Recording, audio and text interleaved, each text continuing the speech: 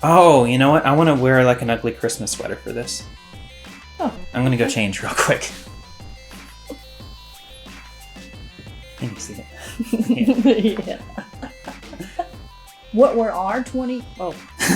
20. I was like, holy shit, I wrote down 5. Yeah. Hey, what were our top 5 games of 2019? Let's watch.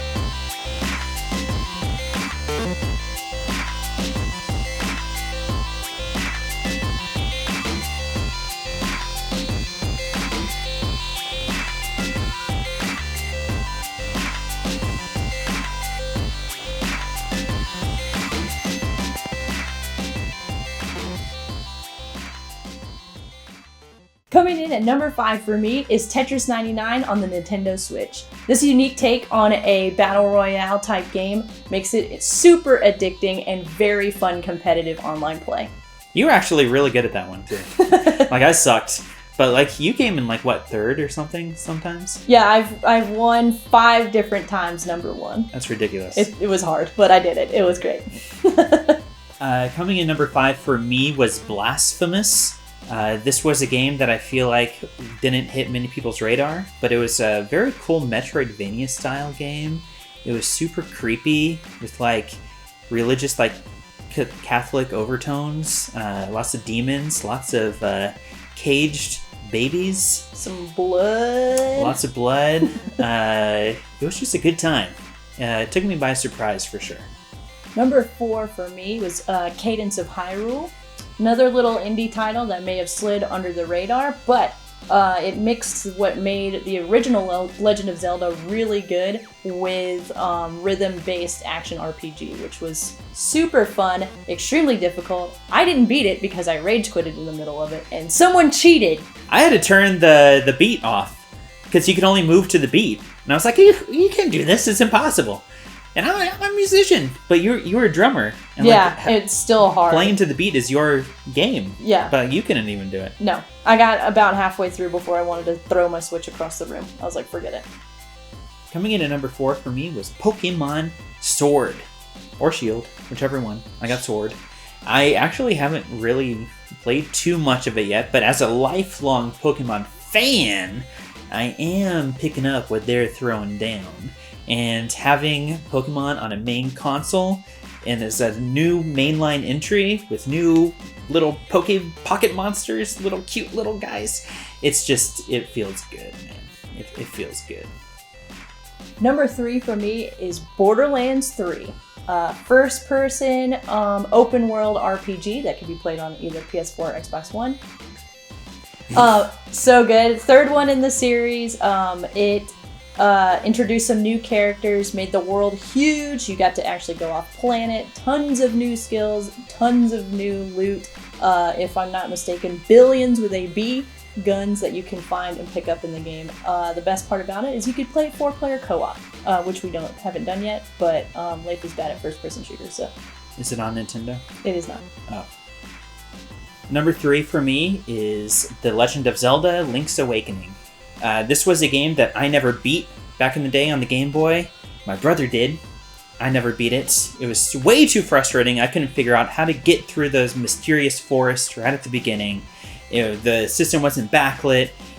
Finally beat it on the Nintendo Switch. I gotta say, it is frustrating. Mm-hmm. It's a very frustrating Zelda game. It's never just like open fields. Everything is a maze, and every little screen is a puzzle. It is frustrating, but enjoyable and cute as hell. It is very cute. I finally beat it, by the way. Did I tell you? No, I beat it first. God, those last 3 dungeons were a pain in the ass. Yes, they were, and I'm going to admit something. I watched a walkthrough to get through them. Okay, so the last 2 levels were impossible. I had to. One of the caves, the bird one. Yeah. I used the keys in the wrong doors early in the thing, so I had to reload before that dungeon and did the whole dungeon over. I was like, oh, that was like level 7. Yeah. And that shit was impossible. It was tough. I was just like, what the heck? This game's for kids? Like... And then I got to level 8, and I was like, screw this. I'm looking up a walkthrough. Yeah. That was the one with all the lava and stuff, right? Yeah. Yeah. It sucked. And then the final one, you just kind of like fall into this pit, and like you don't go anywhere. No, you just like, fight all the bosses again. It was like... Yeah. It was like... But oh, like, okay. even before you get to the bosses, like, you just like go up and keep going up, and then it's like the Lost Woods kind of. Yeah, that's like, right. the screens just go to the next screen. Yeah, there's like a weird like pattern that you have to go like left, right, left, yeah, left, but you up, have down. to like go to the library to like find that pattern. Yeah, I went to the library and did that, and it still didn't work. And I was just like, what the fuck? But I was like, how am I supposed to know? I'm supposed to go to the library and find... Anyway, that's what I'm talking about with that game. It's just frustrating. Number 2 for me is something that I'm playing right now, actually. Star Wars Jedi Fallen Order. It's awesome. Also, it sucks because it's hard, and I'm playing it. I made a mistake. Okay, I made a mistake. I played it on a really high difficulty. Mallory! And it's unforgivingly challenging. But that's also what makes it great. It's a Dark Souls meets Uncharted type of game. All mixed in with being a Jedi and being in the Star Wars universe. I have a feeling we're going to be playing this on the channel very soon. Yes, it should be one not to be forced with.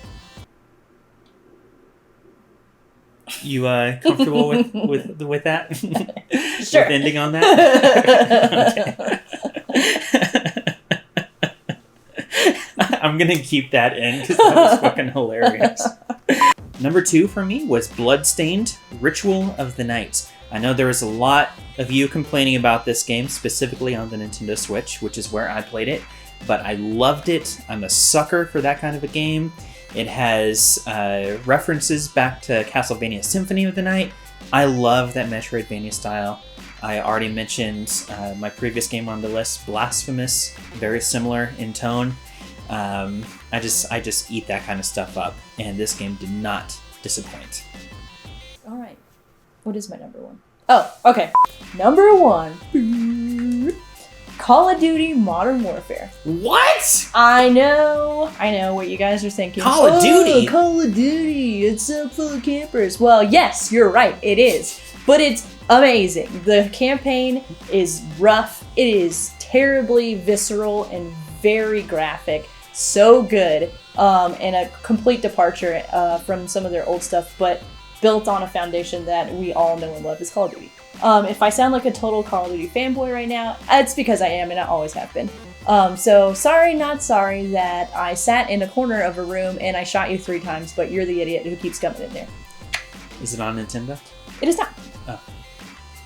Number 1, for me, no surprise to you. No. Fire Emblem 3 Houses. I played that game 3 different times, start to finish, each with a different house.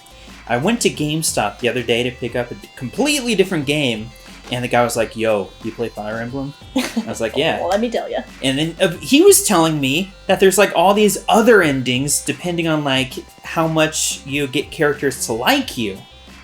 And not just like the 3 different houses. So I'm like, damn, now there's like, I need to go back and play it and make people like me.